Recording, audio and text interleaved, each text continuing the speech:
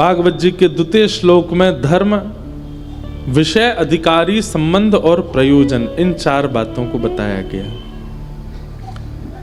धर्म प्रोजित कैतवोत्र परमो निर्मत्सराणां सतां वैद्यं वास्तवमत्र वस्तु शिवदं तापत्रयोन्मूलनम्। श्रीमद्भागवते महामुनिकृते किं वा परैरीश्वरः सद्यो हृद्यवरुध्यते त्रिकृतभिः शुश्रूषुभिस्तत्क्षणात्। सबसे पहली बात, बहुत ध्यान से सुनिएगा, भागवत का विषय क्या है? आप लोगों की कथा सुनने का उद्देश्य क्या है? क्यों आए हो आप सुनने? हम बताएं। कई लोगों का उद्देश्य क्या होगा कि हम अपने आध्यात्म के बारे में और जान पाएंगे। कई लोगों का उद्देश्य क्या होगा, कथा सुनने से हमारे पूर्व के कई पाप होंगे वो सारे नष्ट हो जाएंगे। कई लोगों का उद्देश्य क्या होगा, कथा सुनने से हमारा आगामी जीवन जो होगा ना वो सुखमय हो जाएगा। हमारे जीवन में जो आपत्ति विपत्ति पीड़ा आने वाली है वो शायद कथा सुनने से कम हो जाएगी। कई लोगों का उद्देश्य क्या होगा, कथा सुनने इसलिए आए हैं किसी को दिखाने के लिए कि देखो मैं कथा भी सुनता हूं। कई लोग इसलिए ही कथा में आते हैं कि मेरा पड़ोसी भी जा रहा है, मेरे वो रिश्तेदार भी आ रहे हैं, उनको देख करके ये तो पता चलेगा कि हाँ चलो ये कथा। एक बार मेरी कहीं कथा हुई, तो वहाँ कथा हुई तो कोई व्यक्ति आया, बोले महाराज जी हम अपने बेटे का ब्याह कर रहे हैं। मैंने किससे? एक कन्या है वो रोज आपकी कथा में आती है, उससे ब्याह कर रहे हैं। मैंने कहा अच्छा। 1 साल पहले वो लोग मिले तो ब्याह हो चुका था। बहुत सावधानी से सुनो भैया, ये बीच में जो ये क्या खुशबू लुटा रहे हैं, आप पीछे से लुटा दो ऐसे श्रोताओं के आगे आओगे तो सब बेचारे कथा सुनना भूल जाएंगे। हाँ, मच्छर मारने की दवा भी है क्या? जहां खाली कोई बैठा नहीं हो वहां घूमे आओ, और बाकी यहां कथा की सुगंधी फैलने दो। ये रेडीमेड सुगंधी से क्या होगा? लेकिन सुगंधी है, बढ़िया है, यहाँ मंच तक आ रही है। आप अच्छा फिर छिड़क रहे हो? अरे वहीं से घूम के चले जाओ। दे दो भैया, जगह दे दो इनको। बोलो वृंदावन बिहारी लाल। मेरा और इनका एक सही काम है, बस काम में थोड़ा अंतर है। सुगंधी दोनों फैला रहे हैं, मैं बैठ के ये घूम घूम के। अच्छा है, मैं क्या बता रहा था भूल गया। हाँ, तो एक परिवार ने कहा अरे चली गए क्या, इनको यूं को बेचारे घूम लें, खाली खाली जगह घूम लें। हाँ ठीक है, सुनो ध्यान से। तो एक कन्या रोज आपकी कथा में आती है, उसी से अपने बेटे का ब्याह कर रहे हैं। हमने कहा बढ़िया है, कर दो। अब ब्याह हो गया। पिछले वर्ष वो दोनों दंपति मिले, मैंने उनसे कहा, मैंने कहा हाँ जी आप ब्याह तो हो गया, आप कथा में तो आते नहीं। तो हंस के बोले महाराज जी हम कथा में इसलिए आते थे ताकि इनको ऐसा लगे कि हम भी आध्यात्मिक हैं। वहां इन्होंने हमको देख लिया तो इनको मन में, मैंने कहा वाह इतनी फ्रैंक हो गई अब आपकी, अपने पति के सामने बोल रही हो? बोले हाँ अब तो दोनों की मित्रता है, लेकिन हम कथा में इसलिए आते थे ताकि इनके और इनके परिवार को दिखे कि हम भी कथा सुनते हैं। तब एक और पॉइंट समझ में आया, कई लोग कथा में इसलिए भी आते हैं कि किसी को दिखाना है कि हम भी कथा सुनते हैं। कई लोग कथा में इसलिए भी आते हैं कि कैमरा घूमेगा तो फिर जो लोग दिख रहे हैं देख रहे हैं उनको भी हम दिख जाएंगे। आजकल महाराज आडंबर भी लोग ये जो काले काले खड़े हमारे सामने, इनके लिए भी करते हैं।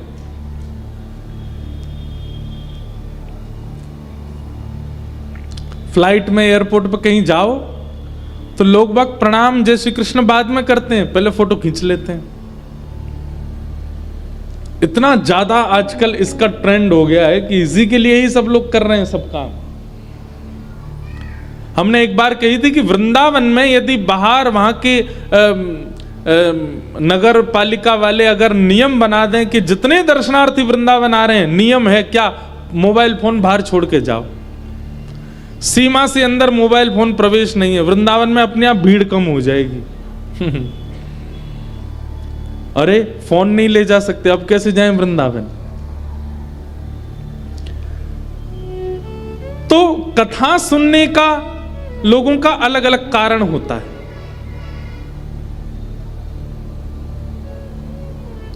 अलग अलग कारण होता है, अलग अलग नियम होता है। कोई व्यक्ति पाप से मुक्त होने के लिए कथा सुनता है, कोई व्यक्ति मैं पाप ना कर लूं इसलिए कथा सुनता है, कोई व्यक्ति आध्यात्म को जानने के लिए कथा सुनता है, कोई व्यक्ति दिखावे के लिए कथा सुनता है, कोई व्यक्ति यश वैभव कीर्ति प्राप्ति के लिए कथा सुनता है।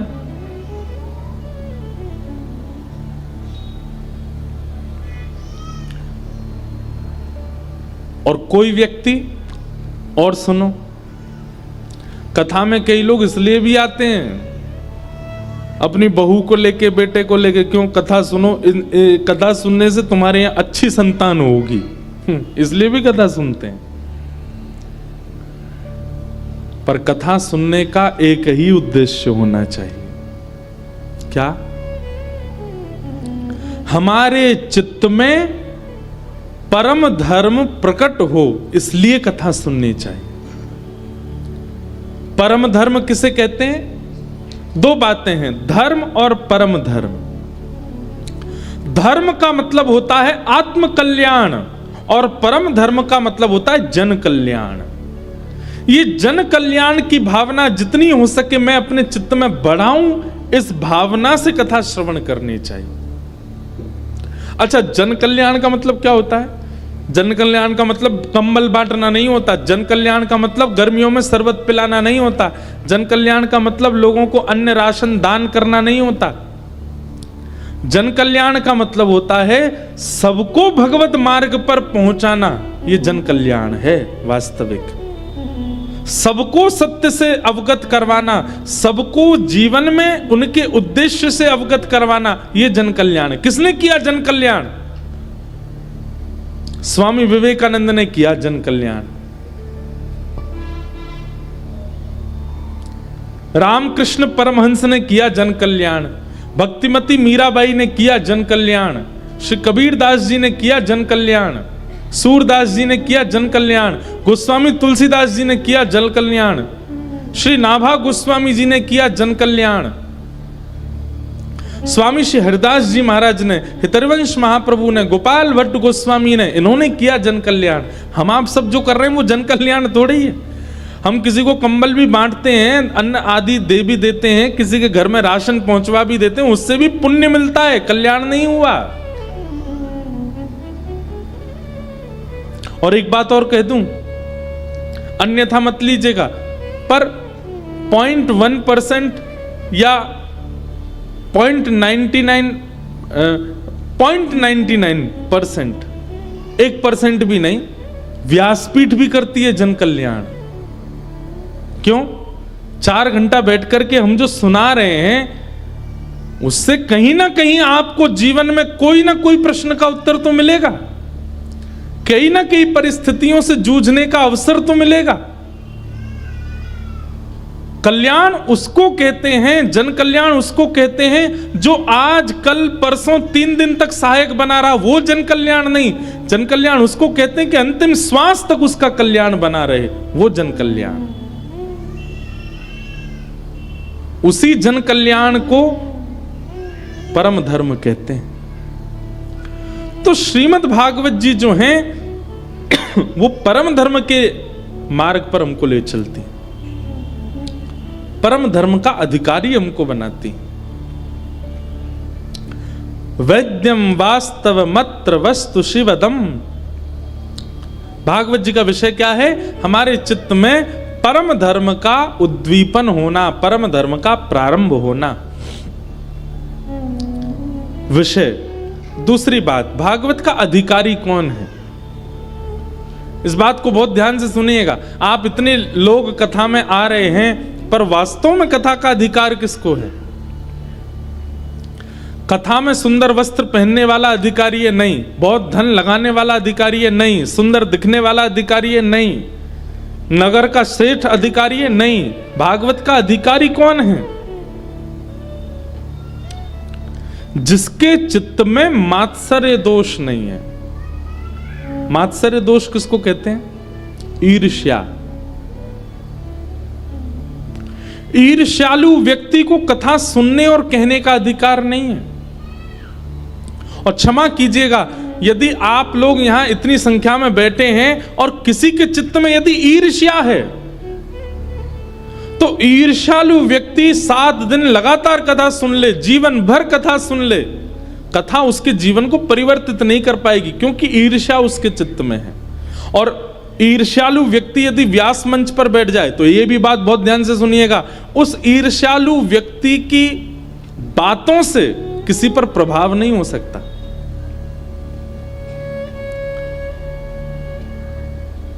कहीं ना कहीं अगर मैं कथा सुना करके जाता हूं और आपके चित्त पर उसका प्रभाव नहीं होता, तो दोष मेरे अंदर भी है, इसलिए आपके ऊपर प्रभाव नहीं होगा। इस बात को बहुत ध्यान से सुनिएगा। प्रभाव उसी की वाणी का होता है जिसका स्वयं का आचरण शुद्ध हो। हमारे पूज्य पिताजी महाराज बहुत बहुत बार बार संभालने का प्रयास करते हैं हमको। लाला, जे व्यासपीठ धन भी बहुत देती है, जे व्यासपीठ ऐश्वर्य भी बहुत देती है, ये व्यासपीठ सम्मान भी बहुत दिलाती है, परंतु ऐश्वर्य, धन, सम्मान, इन सबको संजोने के लिए अपना आचरण शुद्ध रखना। क्योंकि आचरण यदि शुद्ध नहीं होगा तो तुम्हारी वाणी का प्रभाव नहीं पड़ेगा किसी के ऊपर।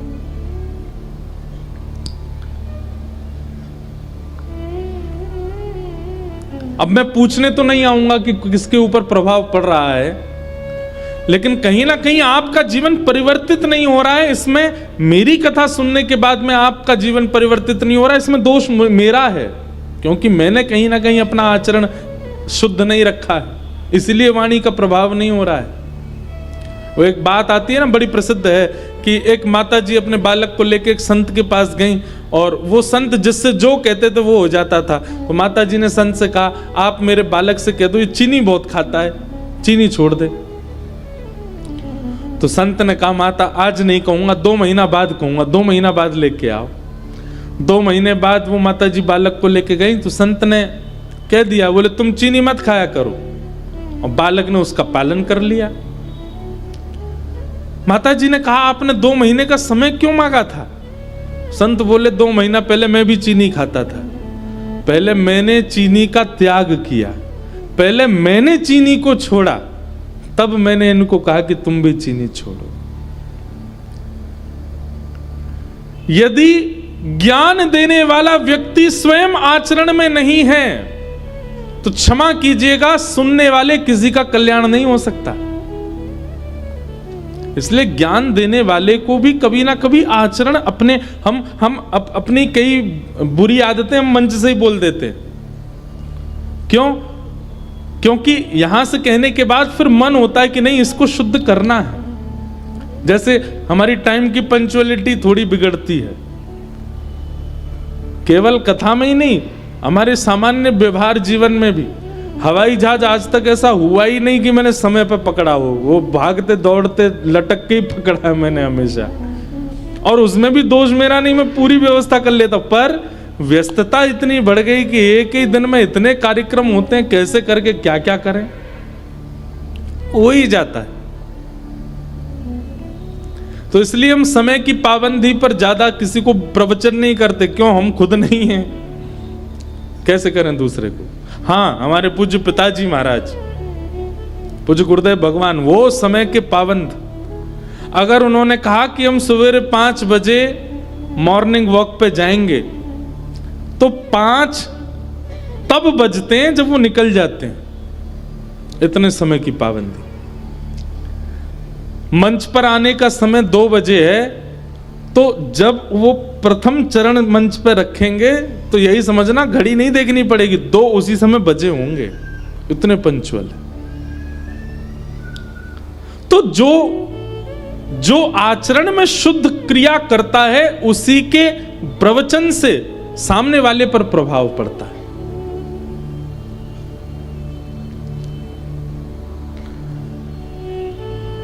हम आपको किसी चीज के लिए रोकें टोकें और हम खुद नहीं रुके टोके उस चीज पर, तो आप पर उसका प्रभाव नहीं पड़ेगा। वैद्यम वास्तव मत्र वस्तु शिवदम।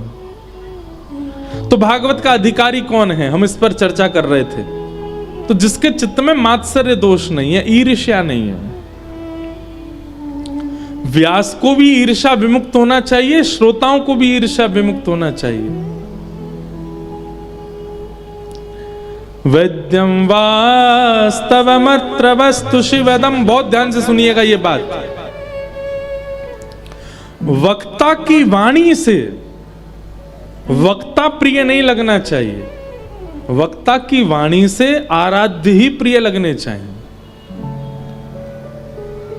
अभी भागवत जगत में भी कुछ कुछ ऐसा प्रभाव, हम कभी नहीं कहते कि आप हमसे प्रेरित हो जाओ या हमसे प्रेम हो आपका। हमारी वाणी से ठाकुर जी प्रिय लगने चाहिए, लाला की लीला प्रिय लगनी चाहिए, श्यामा श्याम का भाव प्रिय लगना चाहिए, तो ही हमारा कथा कहना सार्थक है। और वह भी कैसा संबंध बने ठाकुर जी से, शिवदम, कल्याणकारी। गोस्वामी तुलसीदास जी महाराज की मानस जी को पढ़कर के गोस्वामी जी प्रिय नहीं लगते, राम जी प्रिय लगते हैं। सूरदास जी की वाणी सुनकर के श्री कृष्ण प्रिय लगते हैं, मीराबाई की वाणी सुन के गिरधर गोपाल प्रिय लगते हैं। हाँ, उनके प्रति श्रद्धा प्रकट होती है, आस्था प्रकट होती है, पर प्रेम तो कृष्ण के प्रति बढ़ता है ना। ऐसा ही वक्ता का वक्तव्य होना चाहिए। वैद्यम वास्तव मत्र वस्तु शिवदम तापत्रयोन्मूलनम। और बहुत ध्यान से सुनिएगा बंधु, कथा सुनने वाले व्यक्ति के जीवन में कभी कष्ट नहीं आएगा, ऐसा हो ही नहीं सकता। जैसे सामान्य संसारी व्यक्ति के जीवन में कष्ट आता है, वैसे कथा सुनने वाले के जीवन में भी आएगा, परंतु अंतर केवल इतना हो जाएगा कि सामान्य जीवन जीने वाला व्यक्ति कष्ट आने पर टूट जाएगा, कथा सुनने वाला व्यक्ति, आध्यात्मिक जीवन जीने वाला व्यक्ति परिस्थिति आने पर टूटेगा नहीं, लड़ेगा, जूझेगा। कथा सुनने से पीड़ाएं दूर नहीं होती हैं। क्या नित्य सुबह घूमने वाला व्यक्ति, क्या खूब वर्जिश करने वाला व्यक्ति, बहुत अल्प आहार लेने वाला व्यक्ति, क्या उसको कभी कोई रोग नहीं होता? हो जाते हैं, परंतु वो रोगों से लड़ना सीख जाता है।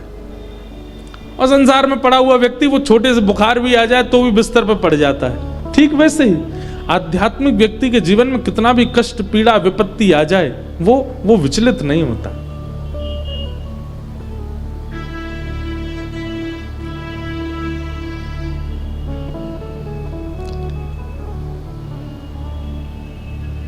तापत्रयोन्मूलनम, समस्त प्रकार के तापों का उन्मूलन कर देती है कथा। ताप तो आएंगे लेकिन अनुभव नहीं होता है। श्रीमद् भागवते महामुनि कृते किंबा परीरीश्वर सद्यो हृदय वरुध्य तित्रकृत भी शुश्रूषुभिस्तत्क्षणात्। भागवत जी की कथा सुनने मात्र की इच्छा प्रकट हो जाए चित्त में, तो कहते हैं कि भगवान हृदय में विराजमान हो जाते हैं। एक बात हम प्रमाण से कह सकते हैं, दावे से कह सकते हैं, आप मानो ना मानो ये आपकी इच्छा, पर इस पंडाल में इस वक्त जितने भी लोग बैठे हैं, चाहे वो कथा सुन रहे हैं नहीं सुन रहे हैं, लेकिन कथा में आके बैठ गए हैं, ये बात निश्चित है कि इस वक्त, इस घड़ी, इस क्षण उनके चित्त में साक्षात श्री राधारमण लाल जी विराजमान है, क्योंकि वो कथा के पंडाल में बैठे। अगर इस क्षण हम में से किसी के भी प्राण चले जाएं, भगवान ना करे जाएं, पर प्राण का तो कोई भरोसा नहीं, पर चले भी गए तो निश्चित है भगवत धाम की प्राप्ति है। क्यों? क्योंकि कथा पंडाल में आप बैठे हो, यहां बैठने का एकमात्र प्रमाण है कि आपके चित्त में ठाकुर जी विराजमान है। श्रीमद् भागवते महामुनि कृते किंबा परीश्वर सद्यो हृदय वरुध्य तेत्र कृत भी। अरे भागवत जी तो कहती हैं कि आप कथा सुनने के लिए पंडाल में आ गए, ये तो बहुत बड़ी बात है। घर पे बैठे बैठे आपने ये सोचा कि अरे बिसौली में कथा हो रही है, हम सुनने जाएंगे, उसी क्षण ठाकुर जी आपके चित्त में आ जाते हैं। सुनने की इच्छा मात्र से ठाकुर जी चित्त में आ जाते हैं। बस भैया करना इतना है, ठाकुर जी चित्त में आ तो गए पर सदा सर्वदा के लिए रह जाएं, सदा सर्वदा के लिए स्थिर हो जाएं। ये 7 दिन कथा के अवसर के रूप में मिले हैं, ये मौका मिला है हमको ठाकुर जी को सदा के लिए अपने चित्त में विराजमान करने का। इन 7 दिनों में ठाकुर जी चित्त में आकर के देख रहे हैं, परख रहे हैं हमको कि हम उनके योग्य हैं कि नहीं। जैसे ही 7वें दिन ठाकुर जी को ये अनुभव हो जाएगा, हाँ ये मेरा अधिकारी है, उसी दिन ठाकुर जी गर करके बैठ जाएंगे चित्त में।